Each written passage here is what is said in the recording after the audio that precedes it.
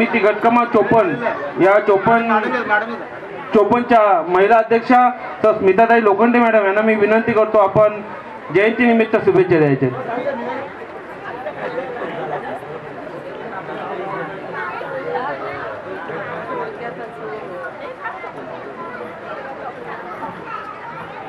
सर्वांना सविनय जय भीम।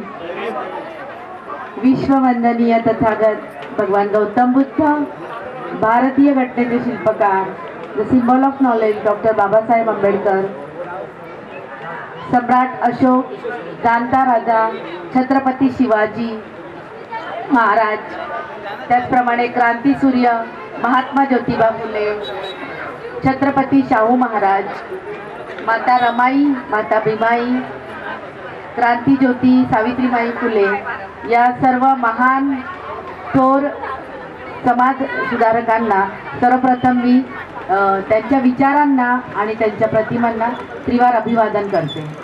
त्याचप्रमाणे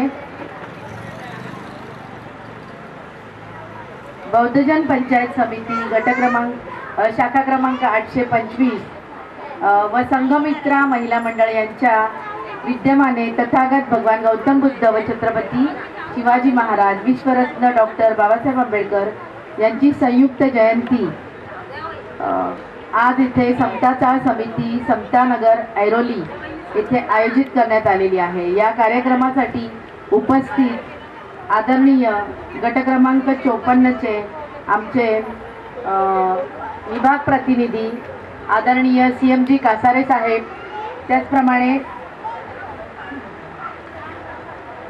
आजच्या कार्यक्रमाचे सभा अध्यक्ष आयुष्यमान संजय पवार साहेब, माजी अध्यक्ष आयुष्यमान यशवंतजी सोनावणे साहेब, रवींद्र कांबळे साहेब, त्याचप्रमाणे महाड येथून आजच्या कार्यक्रमाला ज्यांची उपस्थिती आज इथे दाखवलेली आहे ते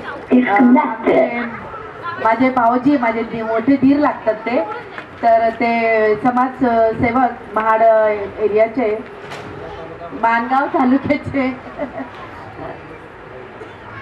बळीराम मोरे साहेब, त्याचप्रमाणे आजच्या कार्यक्रमाच्या उपस्थित गटक्रम शाखा क्रमांक 825च्या महिला उपाध्यक्षा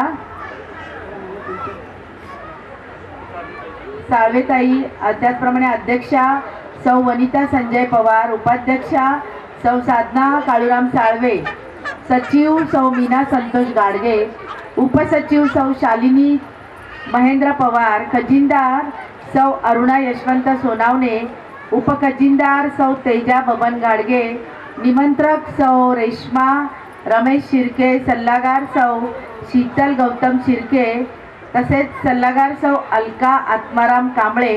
त्याचप्रमाणे आजच्या या कार्यक्रमाला मित्र शाखेच्या शाखा क्रमांक 554च्या अध्यक्षा अपर्णाताई तांबे देखील इथे उपस्थित आहेत। त्याचप्रमाणे प्रज्ञा कासारे या देखील उपस्थित आहेत।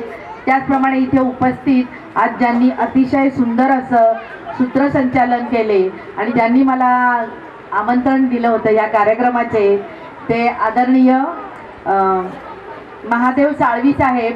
सर्वांना सर्वप्रथम आजच्या बौद्ध जयंतीच्या हार्दिक हार्दिक शुभेच्छा। त्याचप्रमाणे आज आपण 1 मे म्हणजे आजचा हा महाराष्ट्र दिन, कामगार दिन देखील आहे, त्याच्या देखील आपणा सर्वांना हार्दिक शुभेच्छा। कार्यक्रम अतिशय सुंदर रीतीने इथे चालू आहे आणि वेळ अति भरपूर झालेला आहे, जवळजवळ खूप वेळ झालेला आहे। तर मी एवढंच म्हणेन की आपण खरोखर 825 ही शाखा आहे त्यांनी अतिशय उत्तम इथे छोट्या छोट्या मुलांनी अतिशय सुंदर असं नृत्य सादर केलं। त्याचप्रमाणे महादेव कांबळे साहेब साळवे साहेबांच्या मुलीने देखील एक सुंदर, मी आधी पण थोडा वेळ झाला, मला उशीर झाला, त्याच्याबद्दल देखील दिलगिरी व्यक्त करते। आज कामगार दिनानिमित्त बोललं गेलं पाहिजे कारण आज कामगार दिन आहे आणि कामगारांसाठी बाबासाहेबांनी जे काम केलेलं आहे आपणा सर्वांना ज्ञातच आहे। त्यांनी कामगारांसाठी जे 12 तास कामगारांचं जे होतं त्याचे 8 तास केलेले आहेत। त्याच्यानंतर बाबासाहेबांनी एम्प्लॉयमेंट एक्सचेंज म्हणजे एम्प्लॉयमेंट जे आहे रोजगार निधी जो तो देखील बाबासाहेबांनीच सुरू केला. त्याच्यानंतर बाबासाहेबांमुळे स्त्रियांना बाळंतपणाच्या रजा, त्याचप्रमाणे समान वेतन, पुरुष आणि स्त्री, म्हणजे बाबासाहेबांचं हे ध्येयच होतं.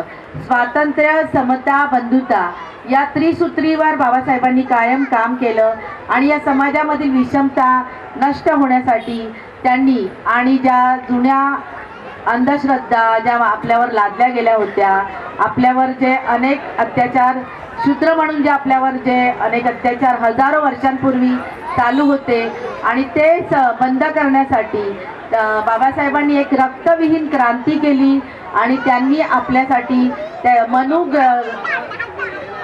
मनुस्मृती जाळून त्यांनी संविधान आपल्याला दिलेलं आहे. आणि या संविधानाच्या मार्फत या प्रत्येक भारतीयाला त्यांनी समान हक्क दिले, मतदानाचे हक्क दिले.